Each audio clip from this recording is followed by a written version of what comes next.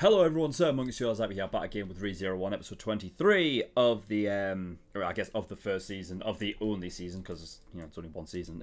But yeah, we're on episode 23. So, in the last episode, we're continuing on this run of good form, you know, to quote some kind of sports terminology, because things are going well. Things are going almost too well.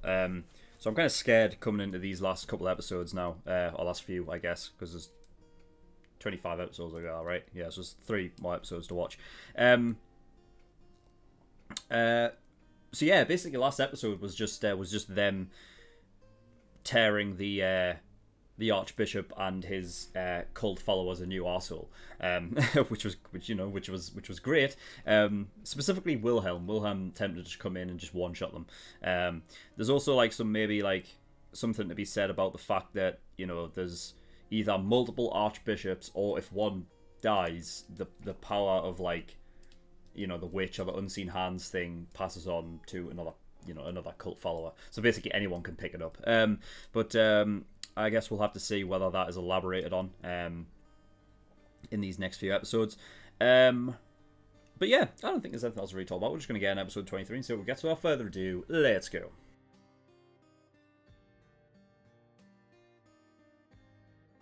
Right, okay. The only way that I can explain how that's happened is the Bible. It must be the gospel, whatever it's called, the book that he had. That's the only thing I can.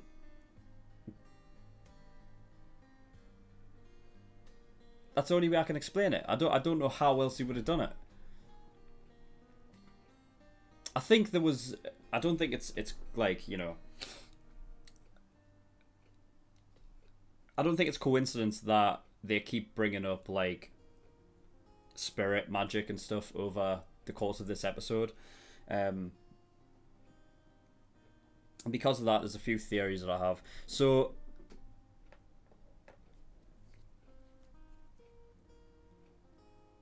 I'm thinking that maybe, so Julius used one of these, like, what do you call them, like necked things, the red ball spirit that he sort of imbued Subaru with, La, I think it was called, and he said specifically that it connected with him a bit too well. So I'm thinking the witch inside of him is a spirit, right? I'm thinking that it's like witch's sort of energy. It's sort of imbued. I know there was like theories in a few like episodes back where I would say, like, if they couldn't kill the witch, they would, like, sort of like lock her away, and banish her, or, like, you know, and they would need like a physical, you know, object or something for her, like, spirit to be trapped within. And I thought that maybe Subaru was the cause of that. Like, Subaru was the object, so to speak. But I'm thinking it's more spiritual now. I'm thinking it's more like the spirit of the witch as opposed to anything else.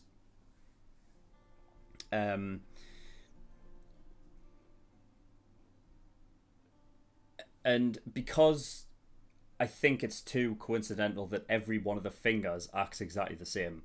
The only thing is that the other fingers didn't mention that they were Beetlejuice, but I think that is sort of like a persona kind of thing. I don't think it's necessarily, like, you know, I don't think it's tied to that one character.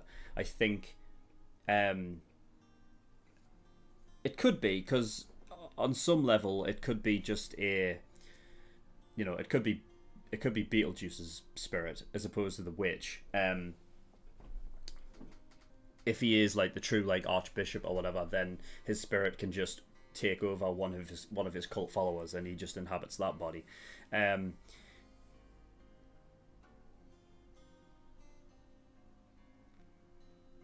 I remember, like, last episode they were talking about the gospel and how, like, it's sort of like unreadable, but once you're able to read the whole gospel, you become a part of the cult. So I thought that maybe that combined with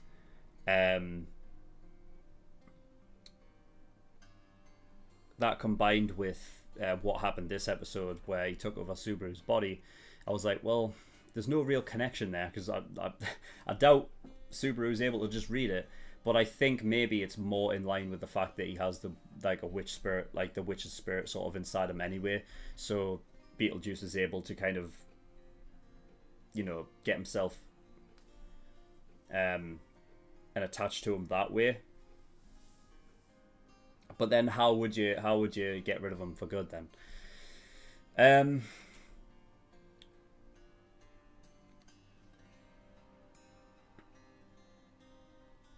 There's a number of different things. I feel like Emilia, with her being like this sort of like, you know, relation to the witch in some form or fashion, I think is clearly obvious.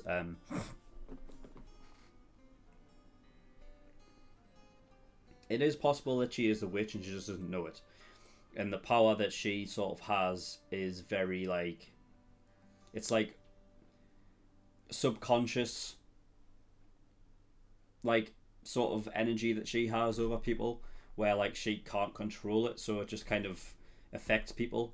And because Subaru's one of the people that she's closest to, it's sort of like it's a bigger effect on him almost.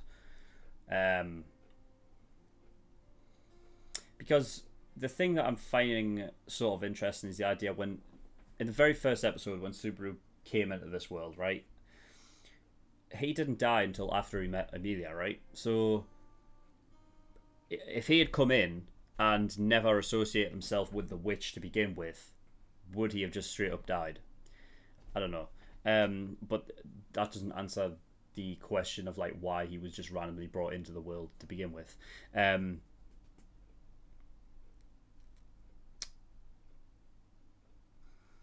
This is like the equivalent of like me like throwing fucking like, you know, wet fucking toilet paper at fucking at walls. Just hope that one of them will stick. You know what I mean? Like fuck. One of the things that was I think it's purely spiritual. I think the witch that is inside him that sort of like stops him from telling everyone exactly what it is that's happening with him, like about the fact that when he dies he comes back.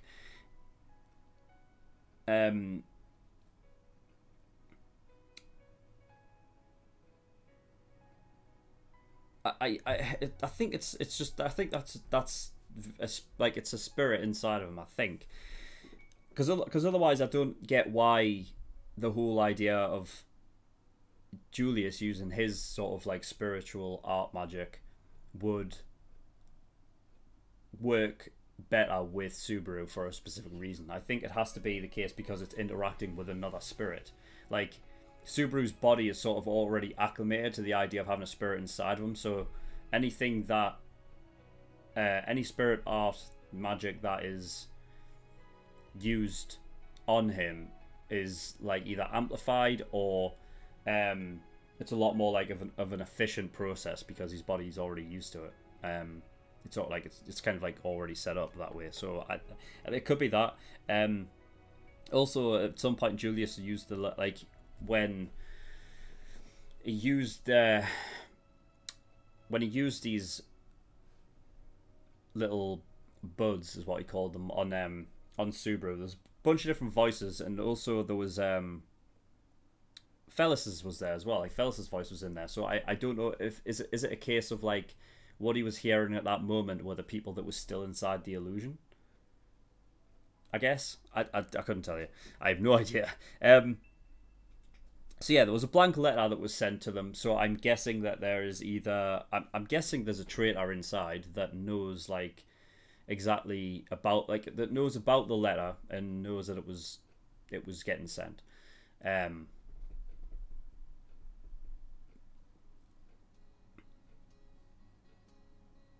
mean, it would have to be, right? Because I can't see any other reason.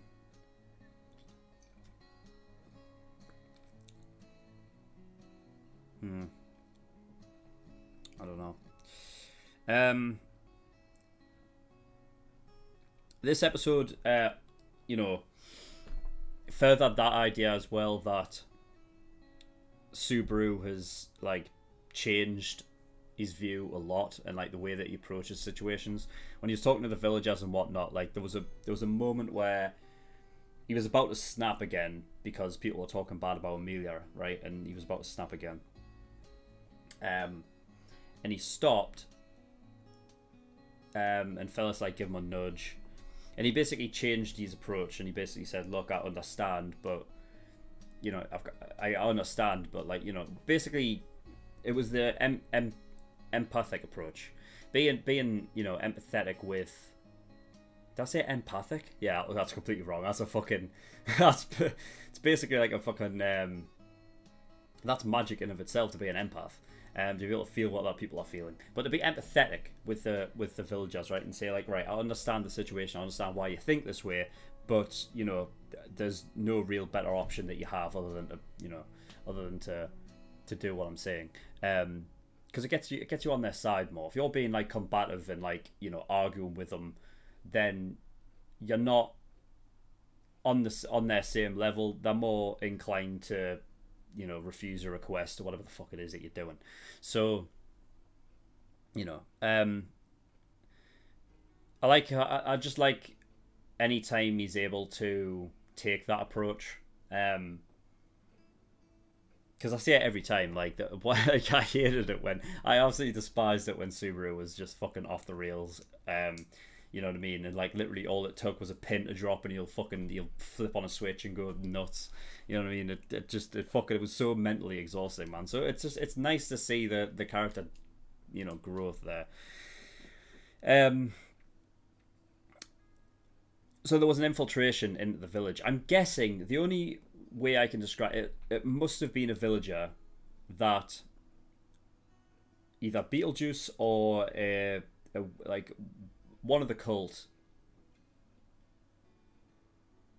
took over his body, right? So the same way that at the end there Beetlejuice took over Subaru's, it's got to be the same thing, right? Because otherwise people will be looking around going, who's that guy? You know what I mean?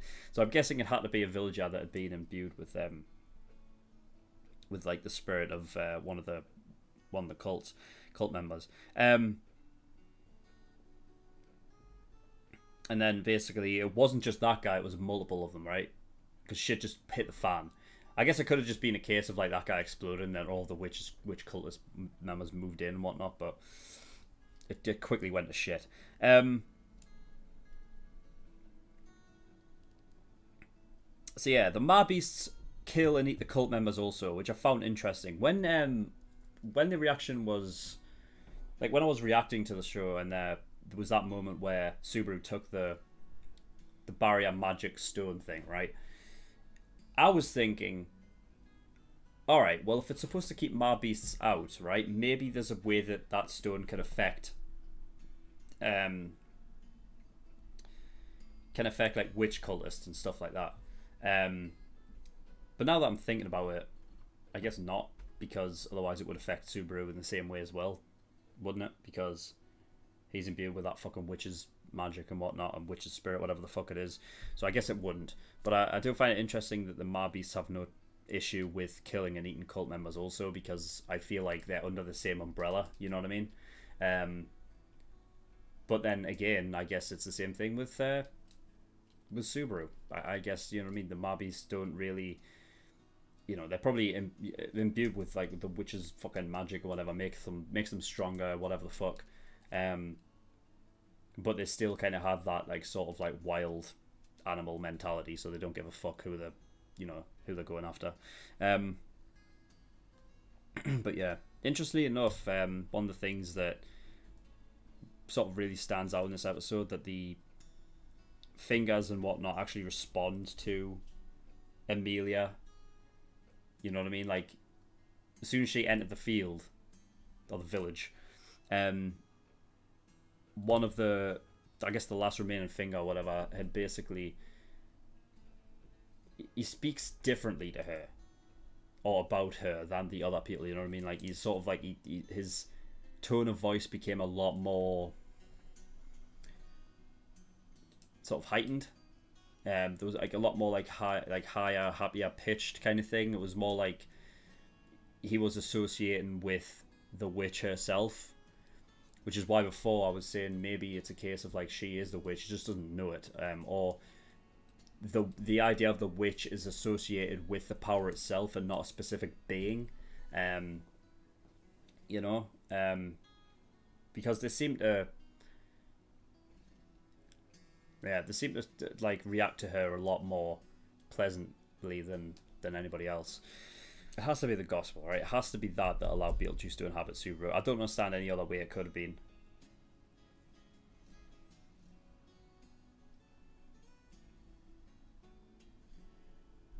I know he talked to him like in the last episode before Wilhelm cut him down, and I don't know if he specifically said anything specific.